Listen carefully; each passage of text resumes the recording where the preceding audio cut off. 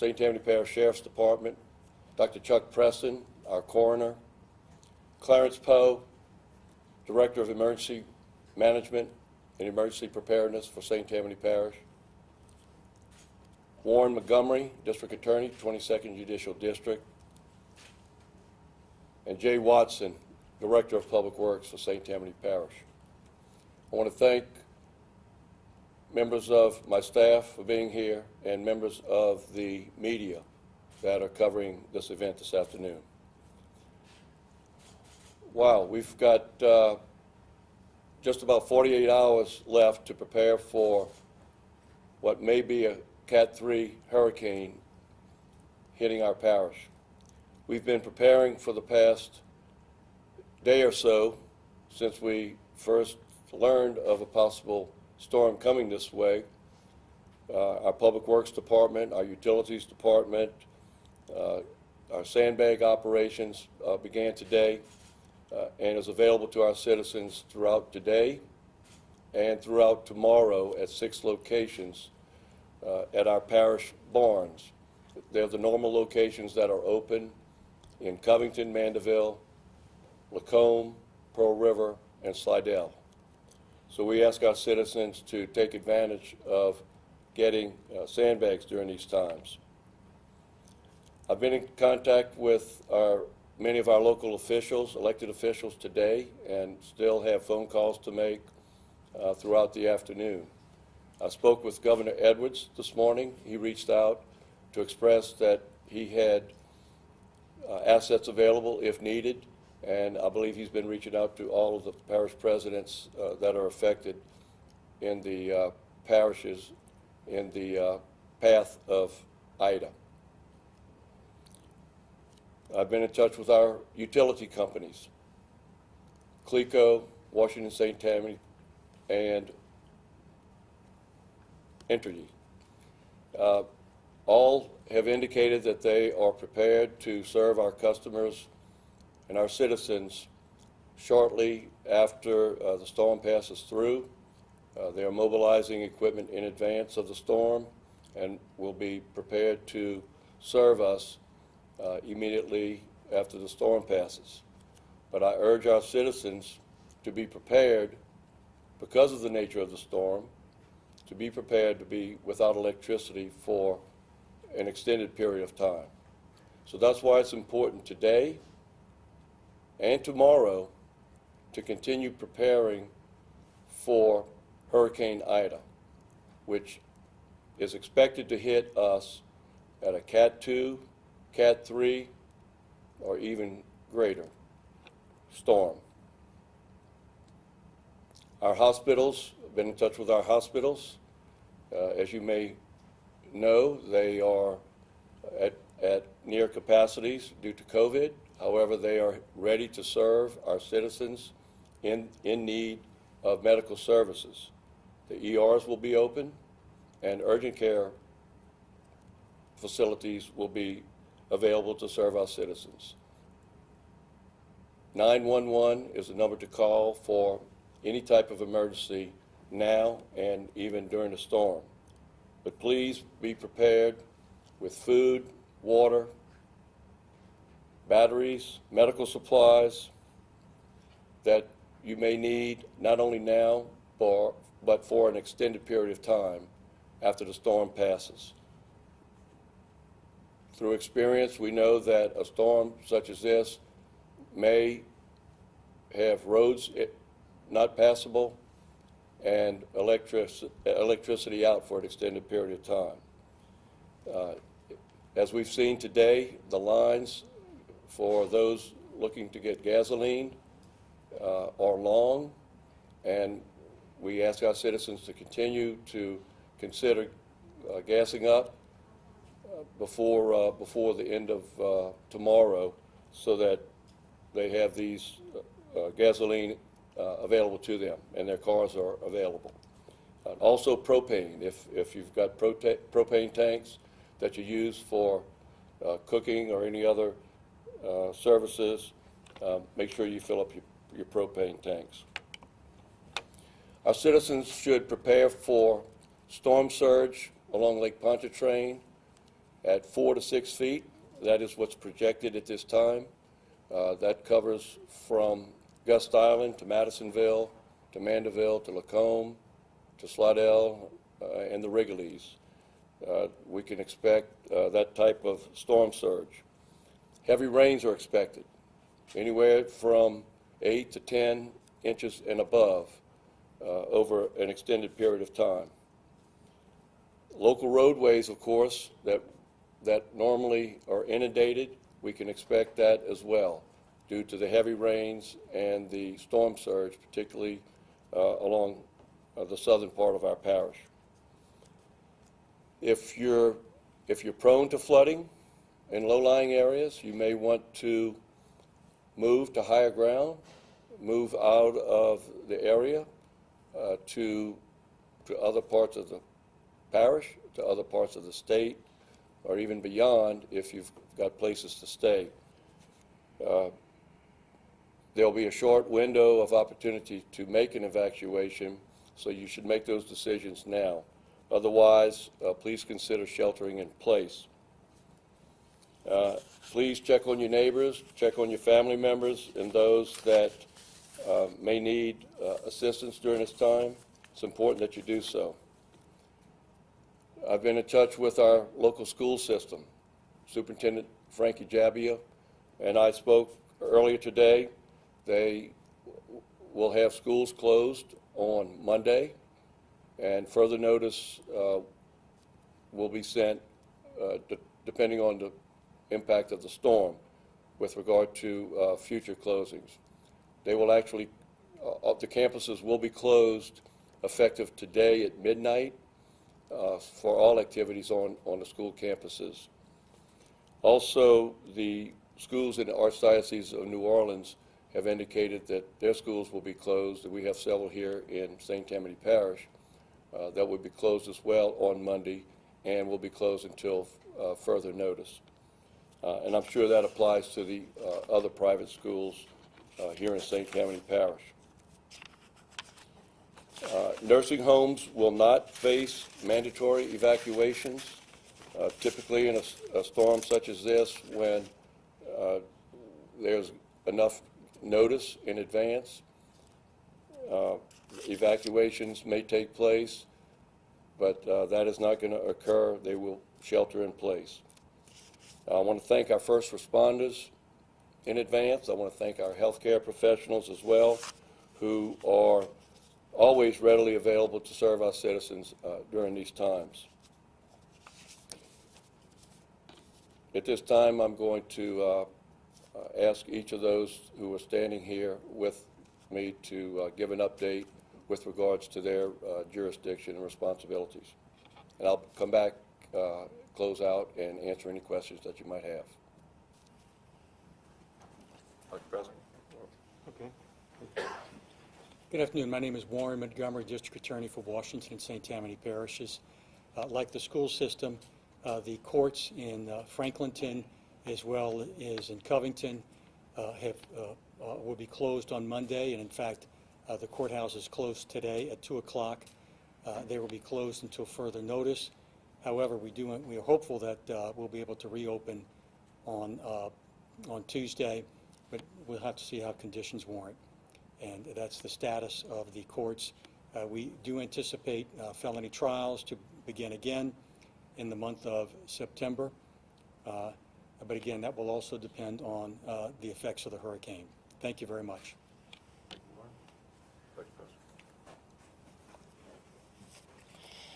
My name is Dr. Chuck Preston. I am the St. Tammany Parish coroner. I want to take this opportunity to remind you that the coroner's office is not just death investigation. In addition, we respond to sexual assault investigations through our sexual assault nurse examiners. We have a large mental health presence in terms of orders for protective custody and coroner's emergency certificates for people who are being involuntarily committed. I met with my leadership team this morning. We have activated our storm plan.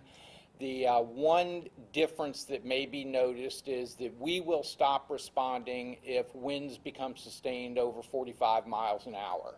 And so we will not respond to the office to execute an OPC Most of the coroner's emergency certificates are now done by telehealth, and so we expect that that will continue uninterrupted.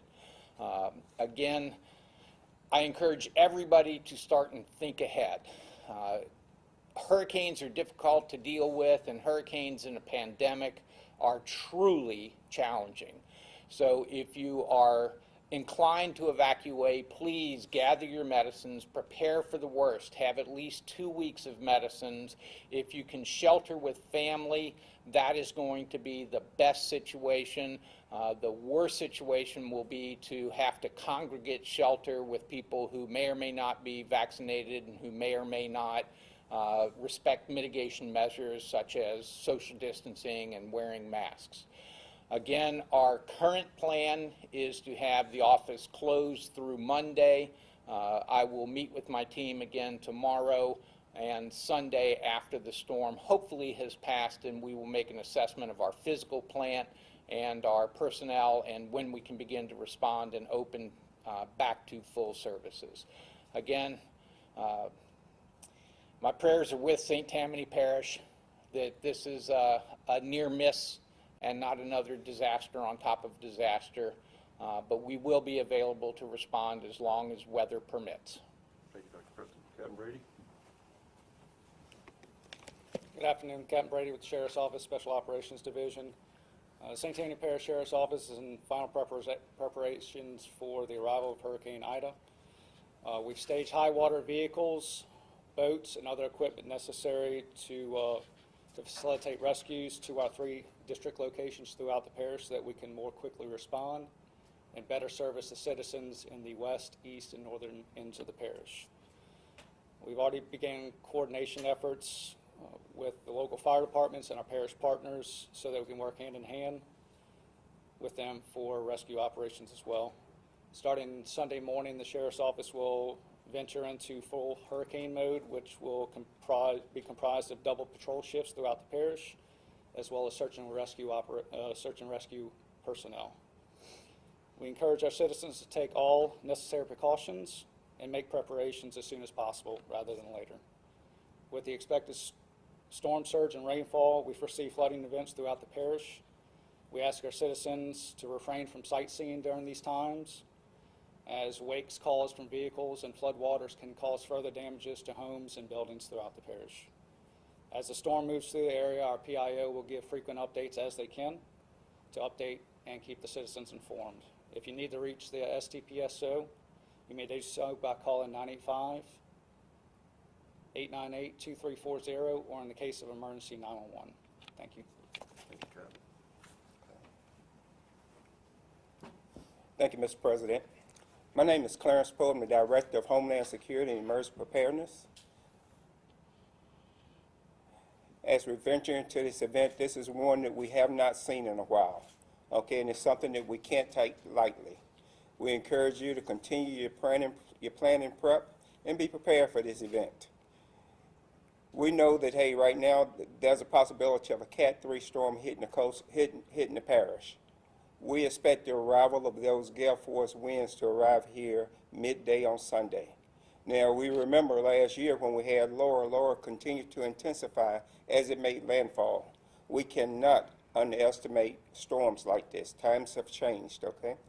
Continue your prep. Make sure you've just received a lot of good information, especially from all 3 of the constituents that's been here before. They talked about being prepared, having the necessary food and water, having your meds, but also ensure that you're cleaning out those drainage basins is another thing that we need you to also do. Be mindful that, guess what, the pandemic is still here. We're still fighting it. We don't want to take the chance of going backwards by doing anything, and like Dr. Preston said, ending up in congregate sheltering. So make sure that you identify exactly where you're going. Put that plan into place, and make sure that you relay that information on where you're evacuating to, if you do evacuate, with friends and families so they'll know where you are. It is so hard when it comes time for a welfare check and trying to figure out where everybody went. Continue to do those things. The EOC will actually activate tomorrow on Saturday at 7 p.m. This will be a full activation with all of our stakeholders, the first responders, and everybody that offers that response out of this emergency operations center. And that will run through the duration. So if you need to contact the EOC after 7 p.m. tomorrow, then you can call right into the EOC. That number is area code 985-898-2323. We also have an automated number. If you need information on the parish, okay, that number is area code 800-809-2300. Make sure that you keep those two numbers for information flow, and make sure you stay abreast of what's going on, not only on the parish website, but we know how social media is now. It is so fast, it's so quick, there's a lot of information. So we're feeding that also. So continue to stay abreast of what's going on, stay informed, and be ready for this event. Thank you, Mr. President. Thank you, Clarence.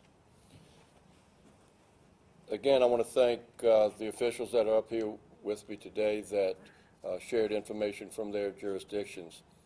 I just want to reiterate as well the importance of our citizens to heed all the precautions, to be ready for this storm that's subject to hit our parish on Sunday with gale force winds beginning Sunday morning throughout the day.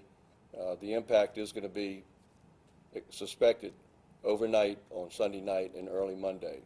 So we've got a day and a half, a little less than a day and a half to continue preparing for this storm. We ask our citizens to be prepared. And again, I want to thank all of our first responders, our healthcare officials, law enforcement, our educators, all that are working throughout this pandemic, working throughout this storm that we have facing us now. And I ask our citizens to, let's all work together and heed the precautions, and let's stay safe during this time. So at this point, I'll entertain any questions, and I'm sure those that are up here will entertain questions as well. Yes, sir. Yes, all right. Question for the coroner, firstly. In terms of, I know, big time for people to get their generators ready. I know, there's certainly quite the threat that comes with misusing generators, and I would imagine you've dealt with people misusing them quite a bit. And I'm glad you brought that up, because that is a very important point, that a generator produces carbon monoxide, which is the silent killer. And so a generator really needs to be outside of the home in a well-aerated area with the cords coming into the house. One of the prime directives of EMS is you don't want the rescuer to become a victim.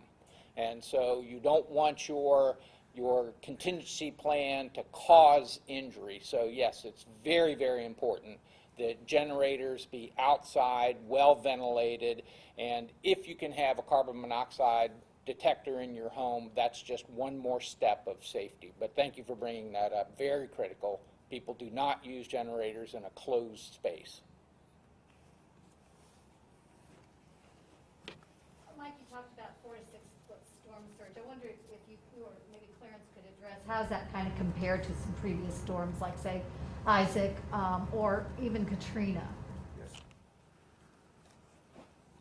Absolutely. 4 to 6 feet of storm surge is significant storm surge. If you think back to Hurricane Katrina, then on our lakefront, especially in the area of Madisonville, Mandeville, we're talking about 8 feet. So there's the comparison right there. Now, those storm surges can kick up. It depends on what happens when the storm gets out into the Gulf right now and what's the next few updates going to be.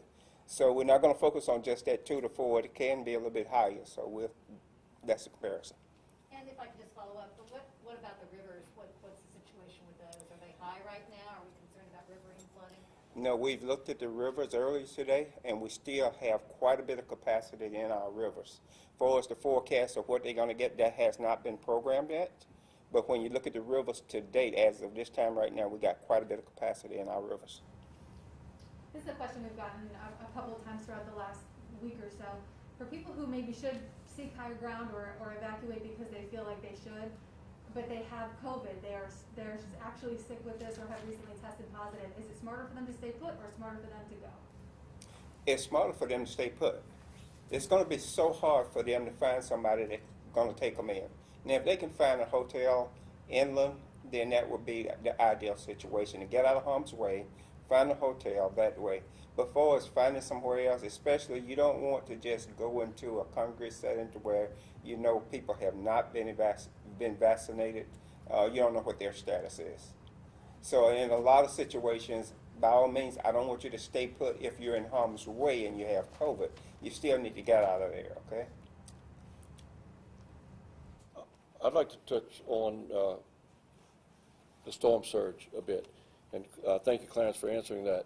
A 4 to 6 foot surge, we've had those predictions for the storms last year as well, and actually that brings water 4 to 6 blocks into the old Mandeville. That's when the water comes up, goes over Lakeshore Drive, and 4 to 6 blocks inland. That's if that occurs at the highest level. Also with regards to drainage, we have retention ponds, large retention ponds that hold water. Our Public Works Department, in advance of the storm, pumps down those ponds. Those are particularly in the east side of the parish. Our Public Works Department has been doing that. They're working today, and they'll be working tomorrow in providing assistance in clearing drainage features and pumping down the ponds so that we have the greatest capacities available with the heavy rains that are expected. In terms of hospitalizations, obviously a lot of the hospitals here, we've talked quite a bit about this in health news conferences in their own rights about it. How vulnerable are they, say if the storm prompts more injuries or worse? How vulnerable are they at the moment? Well, hospitals are there to serve the needs of our citizens. They are at high capacities. They're not filled up, but they are at high capacities, particularly in the critical care areas. But they are available to serve our citizens. That's why we ask our citizens, to take extra precautions to stay out of harm's way and to stay away from downed electrical lines and any other things that may be emergencies. But we encourage them to go to the ERs and to the urgent care centers if you are experiencing any type of medical condition. You have any word on whether there will be contraflow, and I'm just wondering what that would do traffic-wise in St. Tammany? I don't know if there's going to be any contraflow. I did hear, I think it was DOTD this morning or late yesterday, mentioning that contraflow has to be well thought out, and when there's like 5 days notice of evacuations.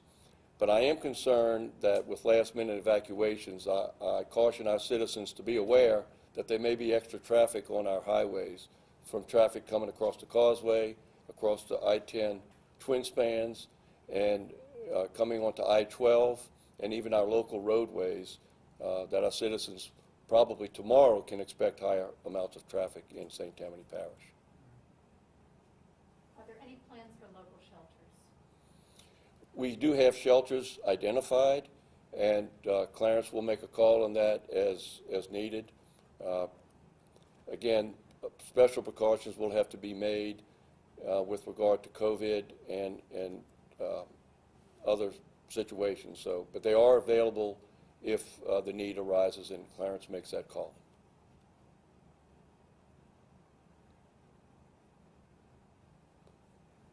Anything else? Okay. We have, in closing, we have our website,